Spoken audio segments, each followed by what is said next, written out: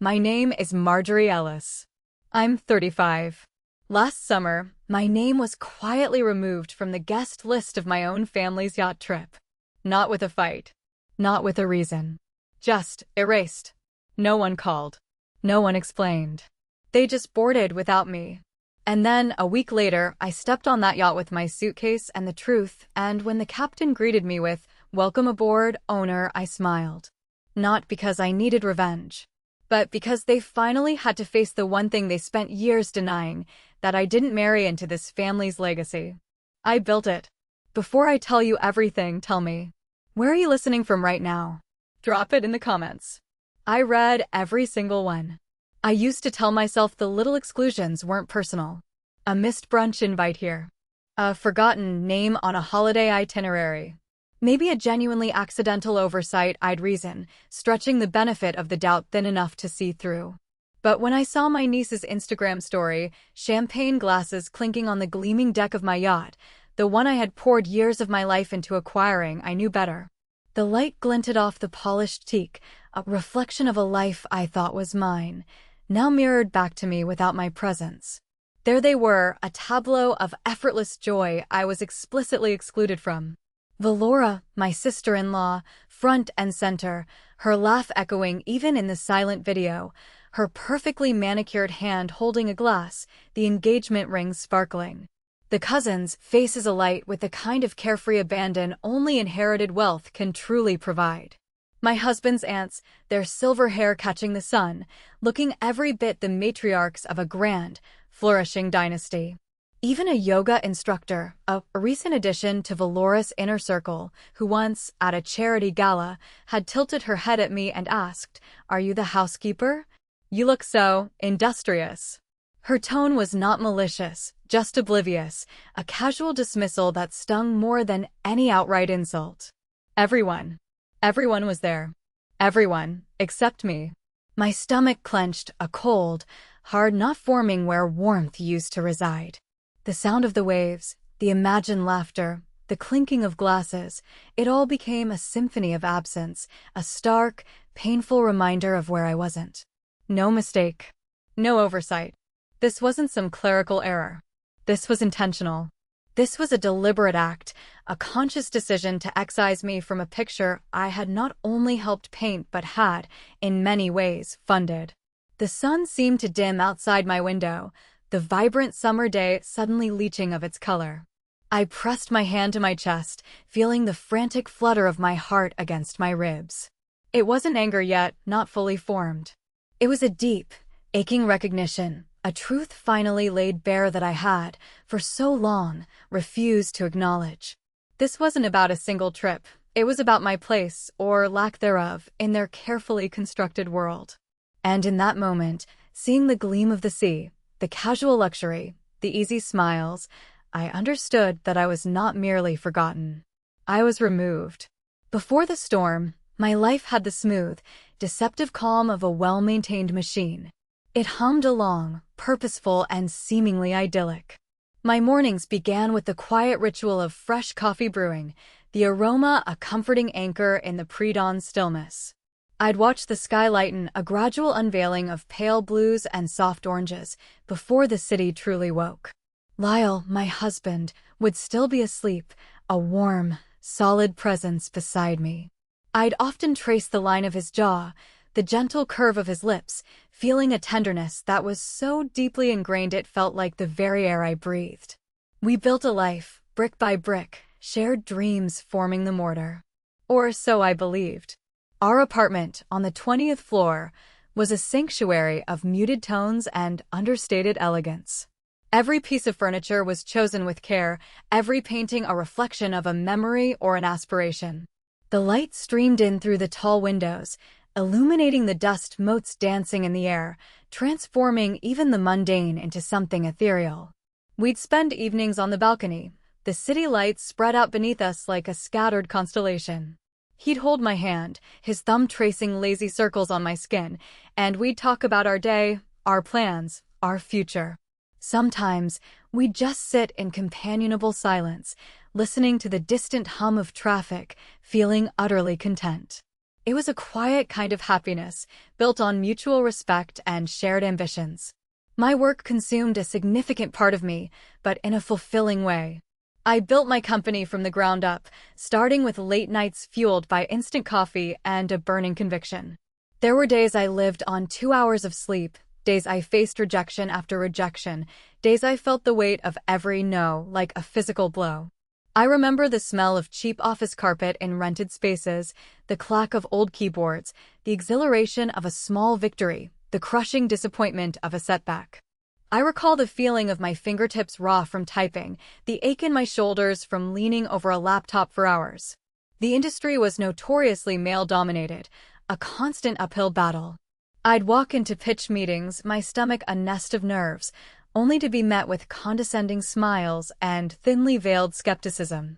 Too polite for this industry, one executive had chuckled, as if my demeanor was a fatal flaw, not a strength. But I persisted. I pushed. I learned to speak with a quiet authority, to let my work speak for itself. The yacht. It was a dream I nurtured for years, a symbol of everything I had achieved. I bought that yacht myself. Not with family money, not with Lyle's connections, but with the hard-earned profits from my company, a company I had risked everything to build. I remember the day I signed the check. My hand was steady, my heart pounding with a quiet triumph. It wasn't a frivolous purchase, it was an affirmation. An assertion of my independence, a testament to my grit. I didn't buy it to flaunt wealth, I bought it to prove it to myself, to mark a milestone, to acknowledge the sacrifices and the relentless effort. It was a place where I envisioned peace, a refuge from the constant demands of work, a space to breathe. When Lyle suggested we put both names on the ownership papers, I agreed without a second thought. Tax efficiency, darling, he'd said, with that easy smile that always charmed me. Estate planning. It just makes sense, legally. And it did. It felt like a practical decision, a testament to our partnership, the merging of our lives and assets. It seemed like a symbol of our unity, not a precursor to my erasure. I had no reason to doubt him then. He was my husband, my partner. We were a team. I trusted him implicitly, and that trust, like a sturdy, invisible bridge, seemed to stretch endlessly before us. But somehow, over the years, my yacht became their family legacy. It wasn't a sudden shift, but a gradual, almost imperceptible erosion of my ownership, my identity. It started subtly, Lyle mentioning our family yacht in conversations with his relatives, Valora proudly displaying photos of her children on the deck, referring to it as the Ellis family's annual summer retreat. I saw it, I heard it, but I dismissed it as harmless pride. They were family. This was natural, wasn't it? To share in each other's successes? I chose to believe it was. I wanted to believe it was. And I let it happen. I let the lines blur, let my personal achievement become a collective possession, slowly dissolving my claim, until it seemed, even to me, that it was simply theirs. And the calm before the storm was largely the calm of my own deliberate blindness, my own choice to ignore the whispers, to dismiss the subtle shifts, to keep the peace. The calm, however, was merely the surface tension of a deep, unsettled water. Doubt, an insidious weed, began to creep in, its tendrils wrapping around my perfectly ordered life. It wasn't a sudden storm, but a series of unsettling whispers, small shifts in the currents of our family dynamics that I, in my earnest desire for harmony, had initially dismissed. There was the incident with the charity gala, months before the yacht trip. Lyle's family was known for their philanthropy, and I had always been eager to contribute, both financially and with my time. I had spent weeks organizing a specific auction item, leveraging my business connections to secure something truly unique. On the night, as I watched the bidding war unfold, a surge of pride warmed me. Then, Lyle's aunt, Eleanor, sidled up to me, her smile a little too tight. "Marjorie, darling," she'd said, her voice dripping with false sweetness. "You're so resourceful. Did you happen to know that Valora arranged that wonderful vacation package?" So thoughtful of her. My heart had dropped. The vacation package was the item I had secured, the one I'd poured hours into. Valora had merely taken credit and Eleanor, whether innocently or deliberately, had reinforced the lie. I had forced a smile, murmuring something non-committal, but a tiny crack had formed in the polished surface of my calm. Then came the forgotten holiday itineraries. Family trips to Tuscany, ski resorts in Aspen. Lyle would show me the plans, exciting brochures filled with picturesque landscapes. Looks wonderful, I'd say, genuinely thrilled. But when the final guest list or booking confirmation arrived, my name would be conspicuously absent. "Oh, darling, I'm so sorry," Lyle would exclaim, a hand flying to his head. "A terrible oversight. I'll call them immediately." And he would.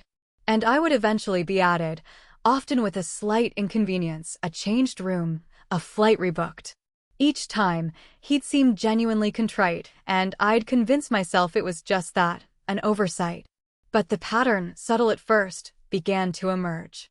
A deliberate pattern of omission, followed by an equally deliberate act of correction, as if to reinforce my secondary status. The emotional toll of these small slights, accumulated over time, was like a slow leak, draining my energy, leaving me subtly depleted. The silences, those were the worst. Not the comfortable silences, but the ones pregnant with unspoken words, the ones that descended when I entered a room where a family conversation had been animated moments before. The sudden cessation of laughter, the averted gazes, the quick change of subject. I'd feel their eyes on me, assessing, judging, and then the air would fill with an almost palpable quiet, a curtain drawn over a private play. I'd pretend not to notice, my smile unwavering, my demeanor polite. But internally, a frantic scramble would begin, trying to decipher what I had interrupted, what secret they were keeping. It felt like being an outsider, constantly on the periphery, no matter how deeply I was integrated into Lyle's life. My gut feelings, once dismissed as irrational anxieties, began to amplify. The feeling that I was always being watched, always being measured, always being found wanting. I'd catch Valora's eye across a room, and her smile wouldn't quite reach her eyes. Her compliments would be backhanded. "Marjorie, you look so healthy today," implying I usually didn't. Or, "It's amazing how well you manage your business and a household," as if my success was an anomaly, a fluke. These weren't overt acts of cruelty, but insidious, constant reminders that I was different, that I didn't quite belong. One evening, I found Lyle on the phone, his voice hushed, almost conspiratorial. He quickly hung up when he saw me. "Who is that, darling?" I asked, my voice light, but a cold tendril of suspicion snaking its way through me. "Just a work call," he'd mumbled, avoiding my gaze. He'd never been secretive about his calls before. Another seed of unease planted. He seemed more distant, more preoccupied, his usual easy affection replaced by a subtle withdrawal.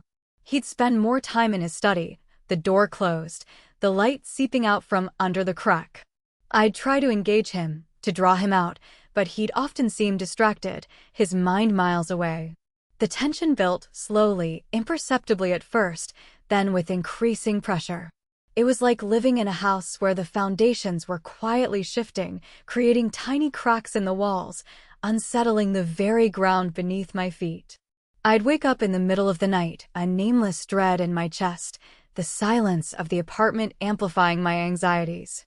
My once peaceful sleep became fragmented, disturbed by a growing sense of foreboding. The illusion of perfection, of our perfect life, was beginning to fray at the edges, revealing the darker threads beneath. I felt a chill, a presentiment of something significant looming on the horizon, something I couldn't quite name, but that permeated my every waking moment. The dread wasn't sharp, but dull and constant, a low thrum beneath the surface of my consciousness, warning me that something was terribly, irrevocably wrong. I was feeling the confusion, the quiet panic, the growing certainty that the ground was about to give way, even if I couldn't yet see the chasm. The truth, when it finally shattered, didn't arrive with a bang, but with the quiet, devastating efficiency of an iceberg. No screaming, no dramatic confrontation. Just a slow, agonizing slide into the freezing reality that everything I believed, everything I had built, was not just flawed, but fundamentally, deliberately broken. It began with the text from Valora, her usual saccharine tone barely masking the thinly veiled malice. "Oops. Just noticed we forgot to save you a cabin. Trip filled up fast. So sorry, darling." The words, so casually dismissive, felt like a direct hit to the solar plexus. Forgot to save you a cabin. On my yacht. The audacity, the sheer, unadulterated insolence of it, took my breath away. My fingers trembled as I read the message again, searching for any hint of sarcasm, any playful wink, anything to soften the blow. There was none. Just that passive-aggressive apology, designed to sting without leaving a mark, to deny me the right to feel truly hurt. I didn't respond. I couldn't. My throat was suddenly too tight, my mind a blank slate of shock. I didn't cry. The tears were frozen somewhere deep inside me, crystallizing into a bitter cold. Then came the email. A cold, official notification from the charter company, cancellation of booking for the summer solstice yacht trip, reference hashtag ELS7890. Request submitted by Valora Ellis, primary contact. My name, Marjorie Ellis, was clearly listed as the owner of record beneath the cancellation details. A primary contact. Not a mistake. Not an oversight. A removal.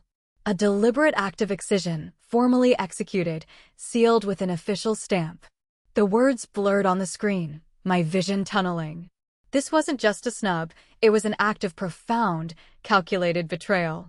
My world, the one I had so carefully constructed, the one I had trusted implicitly, began to crack, slowly at first, then with agonizing speed.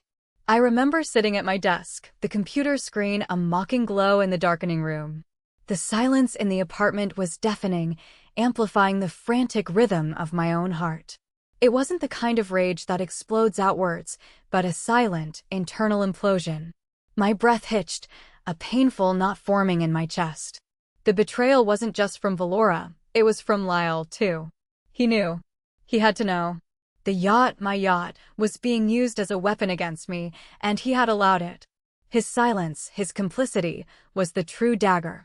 It was a realization that went beyond the immediate hurt of the yacht trip. It was the understanding that the foundation of my marriage, the bedrock of my trust, was crumbling. I stood up, but my legs felt like jelly, the room swaying around me. I walked to the large window, staring out at the city lights, each twinkling point a reminder of a world that continued to exist, indifferent to my shattering. My mind replayed every subtle slight, every casual dismissal, every forgotten invitation. The pieces clicked into place with horrifying clarity. The missing name on the guest lists, the hushed conversations, Lyle's increasingly distracted demeanor, it wasn't accidental.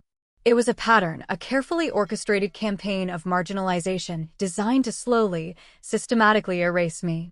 I was being pruned, cut away from the family tree, branch by branch, until I would wither and fall unnoticed.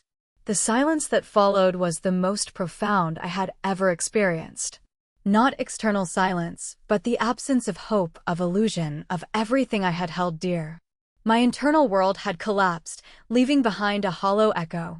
There was no theatrical crying, no throwing of objects. Just a profound, aching stillness. The pain was not sharp, but a dull, pervasive ache, a weight pressing down on my chest, making it difficult to breathe. It was the kind of pain that settles deep in your bones, that hums beneath your skin, a constant, gnawing awareness of loss. The world I had trusted, the people I had loved, the life I had so painstakingly built, it no longer existed. It was a mirage, a cruel trick played on me. I curled up on the floor, the cool wood a small comfort against my burning skin. My hands were clasped tightly over my mouth, as if to stifle a scream that would never come. This wasn't just about a yacht trip, it was about my identity, my worth, my very existence within this family. They didn't just forget me, they erased me. And in that moment of profound emotional collapse, something shifted within me. The pain, instead of crushing me, began to harden, to solidify. The tears that wouldn't fall transformed into a quiet resolve. They had tried to erase me, but they forgot something. I have the receipts. And the realization of that fact, the raw, undeniable truth of my ownership, was the first, almost imperceptible spark in the utter darkness. The initial shock and the raw, gut-wrenching pain of the shatter moment slowly receded, replaced by a cold, clear, almost dispassionate clarity.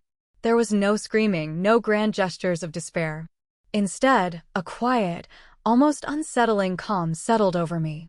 It was the stillness that follows a violent storm, when the air is heavy with the scent of rain and broken things, but the sky itself is vast and silent. This wasn't about revenge in the conventional sense, not a furious lash-out. It was about reclamation.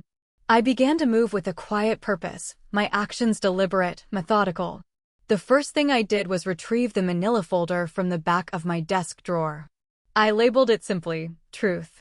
Not betrayal, not revenge. Just truth. Because that was what I was after. Not retribution, but the unvarnished, undeniable truth of what had happened and who I was in relation to it.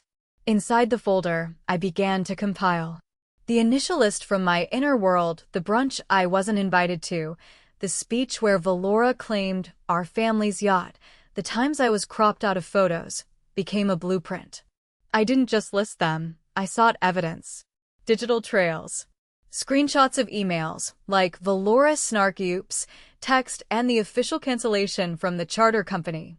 I searched my own sent emails, finding the detailed conversations with the yacht broker, the architect who helped design the interior, the caterers for previous family events I had organized.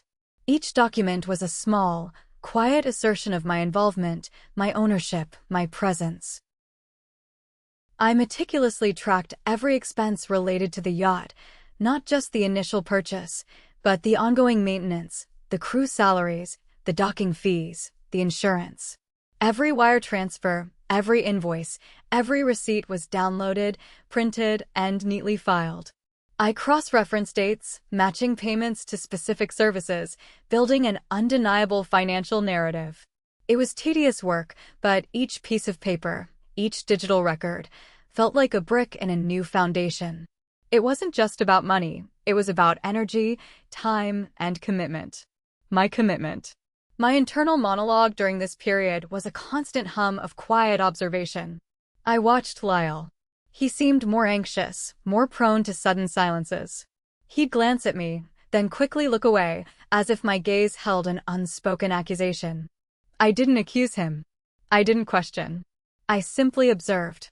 His phone calls became more frequent, whispered conversations held in the study with the door ajar, snippets of words like delicate situation or manage expectations, occasionally drifting out. I didn't confront him. I just listened. And I made a mental note of the times and the general context. I started spending more time in my office at home, the door now firmly shut. It wasn't about hiding, it was about creating a sanctuary, a space where I could reclaim my thoughts, where I could be utterly, fiercely myself. I devoured legal documents, researching property law, marital asset division, and the intricacies of corporate ownership. I consulted with a trusted, discreet lawyer, not to initiate any action yet, but to understand my rights, to know the landscape of the battle I might have to wage. We spoke in hushed tones, via encrypted messages, the nature of our conversations kept strictly confidential. I needed to understand the rules of the game they were playing, so I could play it better. I also began to rebuild from within.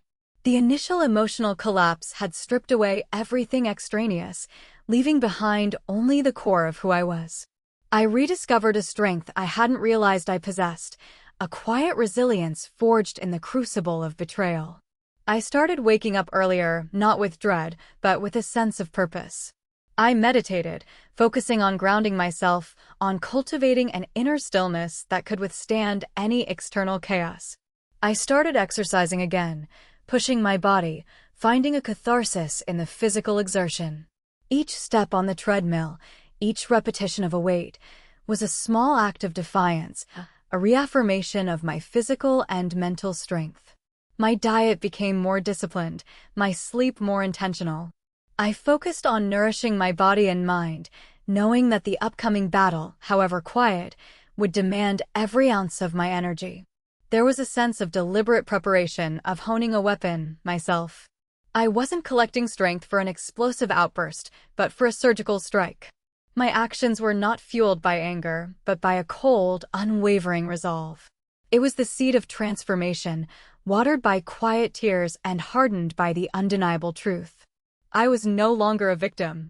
I was an observer, a collector of facts, and a quiet, formidable planner, tracking the truth and reclaiming control, piece by painstaking piece. The air on the dock that morning was crisp, carrying the scent of salt and diesel, a stark contrast to the stifling weight of the past weeks. The yacht, my yacht, gleamed under the rising sun, its white hull a beacon of their perceived triumph. This was the moment of the turn, a shift in power so subtle it might have gone unnoticed by anyone not directly involved. There was no theatrical entry, no grand announcement. Just presence. I arrived early, before most of the family, before the chaos of last-minute luggage and excited chatter. My attire was understated yet deliberate, a black, tailored dress, simple, elegant, not drawing attention but commanding respect. Low, comfortable shoes, practical for a dockside entrance. No elaborate jewelry, no apologies, no warning. Just me, moving with a quiet, unshakable confidence that felt both entirely new and deeply familiar.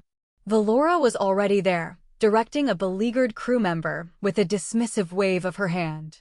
Her laughter, usually so boisterous, died on her lips the second she saw me walking up the dock. Her face, usually so composed, contorted through a series of emotions, confusion, disbelief, then a flicker of something close to fear. She didn't say a word. Her mouth opened, then snapped shut, a fish out of water. She tried to recover, a strained smile flickering, but it was too late. The mask had slipped. Neither did Lyle.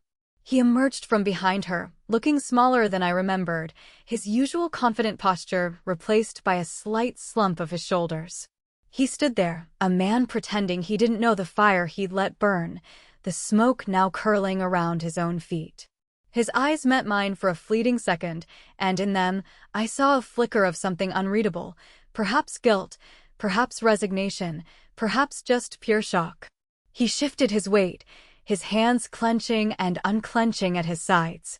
He was trapped, caught between the two versions of his reality. The crew, however, did not hesitate. Their efficiency was a well-oiled machine, honed by years of catering to discerning clientele. As I approached the gangway, the captain, a seasoned man with kind eyes and a weathered face, stepped forward. His uniform was immaculate, his voice calm and professional, carrying just enough authority to cut through the lingering tension on the dock.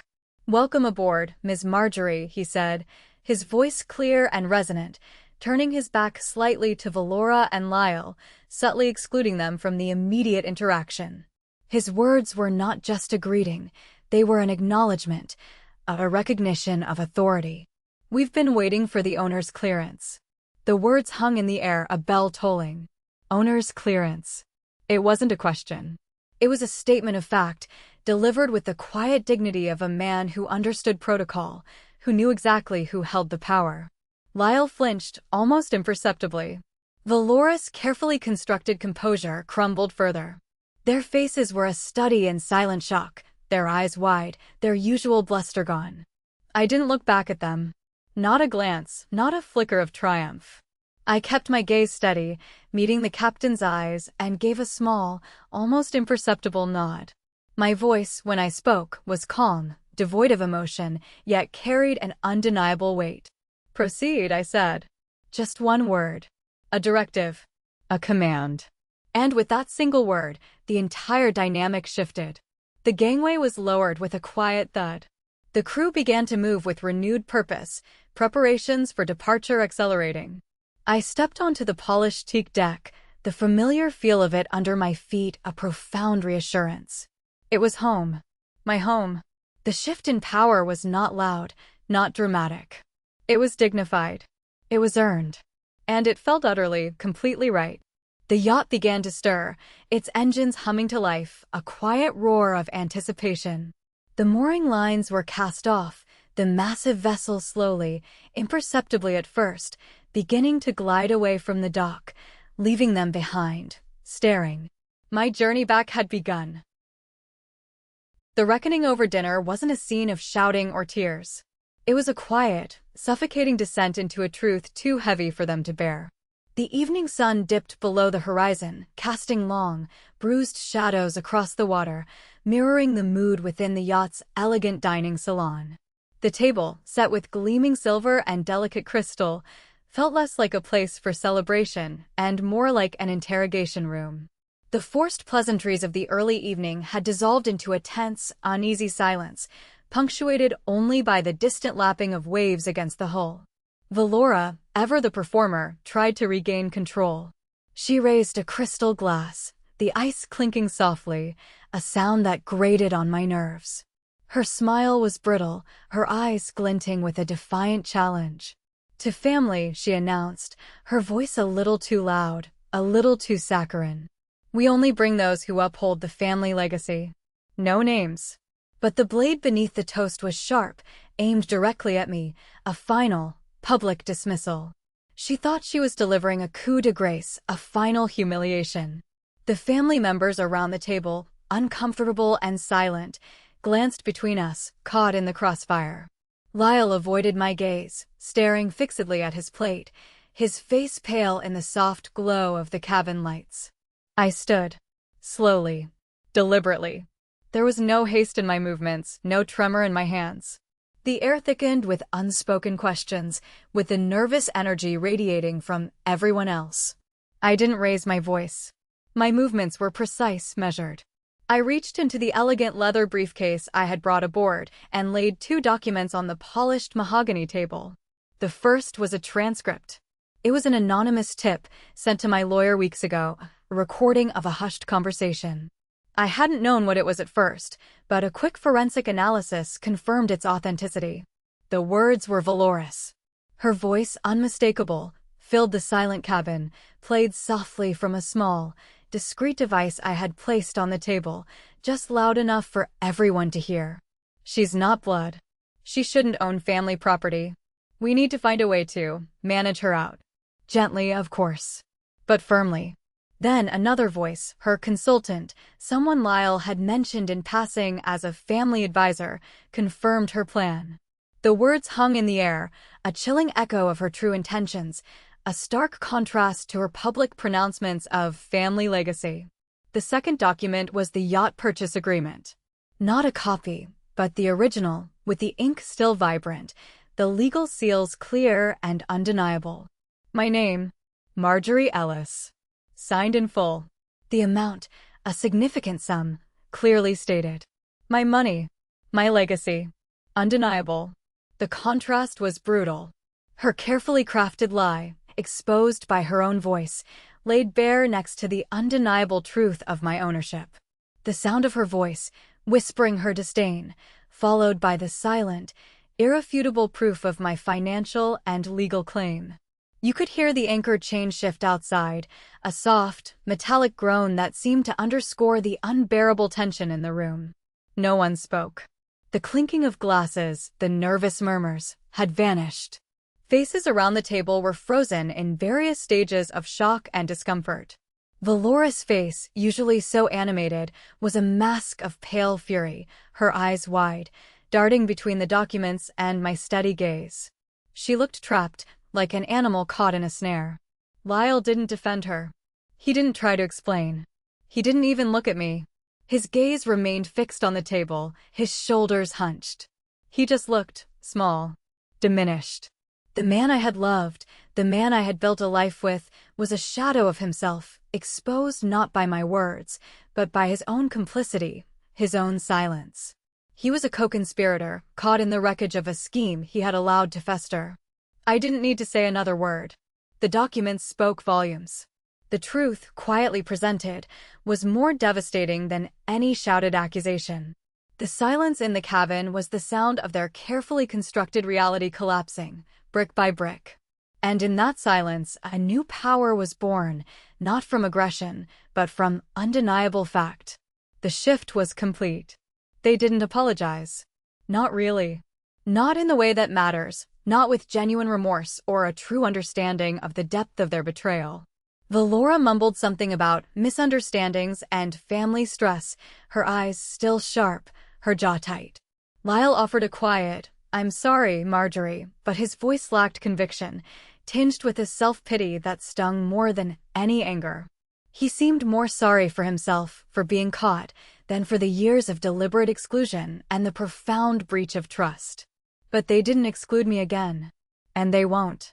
Not from family events, not from holidays, and certainly not from my yacht. The shift was palpable, a chilling deference replacing their former casual dismissal. Valora now smiles with an almost desperate forced cheerfulness, her eyes still holding a hint of resentment, but her words are carefully chosen, her actions meticulously polite. Lyle, when we interact, is hesitant, almost deferential. The unspoken understanding hangs heavy in the air between us. The balance has irrevocably shifted. I am no longer someone to be managed out, to be gently erased. I am the owner. I am the one who built it. The betrayer, Valora, began to feel the weight of her actions, not because I actively sought to punish her, but because consequences, like an insistent tide, eventually catch up. The whispers that had once been directed at me now swirled around her. The consultant she had hired for her elaborate scheme, fearful of legal repercussions, quietly distanced himself, leaving her exposed. Friends who had eagerly partaken in the family's lavish lifestyle, now aware of the true source of the legacy, began to show a subtle coolness, a polite distance. She found herself subtly ostracized within her own social circles, her reputation tarnished, not by my hand, but by the quiet spread of the truth. The easy admiration she had once commanded now felt fragile, constantly under scrutiny. Her family, Lyle's family, who had once implicitly supported her, now viewed her with a guarded wariness, acutely aware of the potential fallout for their own comfortable lives. The weight of their judgment, unspoken but ever-present, was a far more potent punishment than any public shaming. Meanwhile, I healed. Slowly, quietly, piece by painful piece. It wasn't a linear process. There were days when the raw wound of betrayal would ache, moments when the memories of their casual cruelty would resurface, a bitter taste in my mouth. But each time, I found a new wellspring of strength, a quiet resilience I hadn't known I possessed. I focused on rebuilding my life, not around them, but around myself. I reclaimed my morning rituals, finding peace in the quiet moments before dawn, watching the city awaken. I reconnected with friends who had genuinely supported me, the ones who saw me, not just my connection to Lyle's family. Our conversations were authentic, filled with laughter and genuine understanding, a balm to my bruised soul. I started hosting Sunday brunch at my house, not the grand, formal affairs Valora favored, but intimate gatherings with people who showed up because they saw me, because they valued my company, not because they shared my last name or expected a benefit. These were people who celebrated my successes without envy and offered solace without judgment. The laughter was genuine, the conversation flowed freely, and there was an undeniable sense of belonging that had been absent for so long. I returned to my work with renewed vigor, pouring my energy into new projects, expanding my business into areas I had only dreamed of before.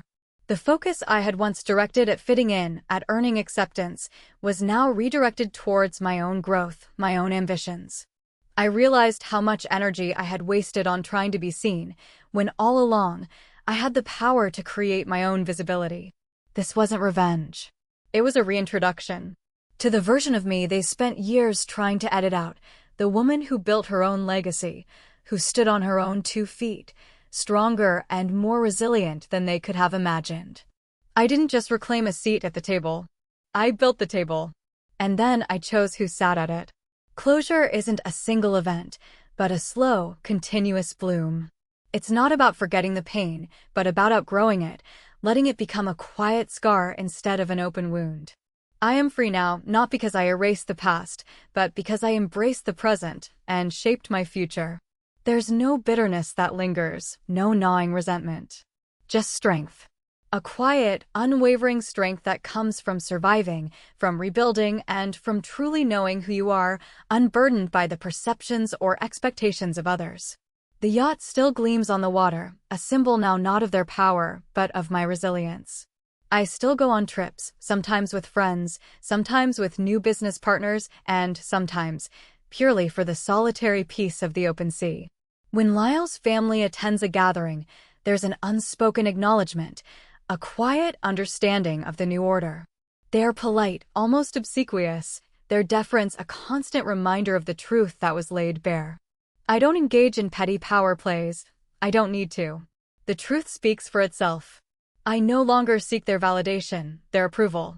That need has withered, replaced by a deep-seated self-acceptance. My identity is no longer intertwined with their acceptance or rejection. It's anchored firmly in my own achievements, my own values, my own quiet confidence. The woman who stood on that dock, calmly claiming what was hers, is the woman I always was, just hidden beneath layers of compromise and a desire to belong. Now, those layers are shed, revealing the core of who I am. The journey back from betrayal is a solitary one, walked in quiet determination. It forces you to look inward, to excavate reserves of courage you never knew you possessed. It strips away the illusions, leaving you with the raw, beautiful truth of your own self. And in that truth, you find an unparalleled freedom. Have you found your way back from betrayal? What did you build in its aftermath? Share your story in the comments below.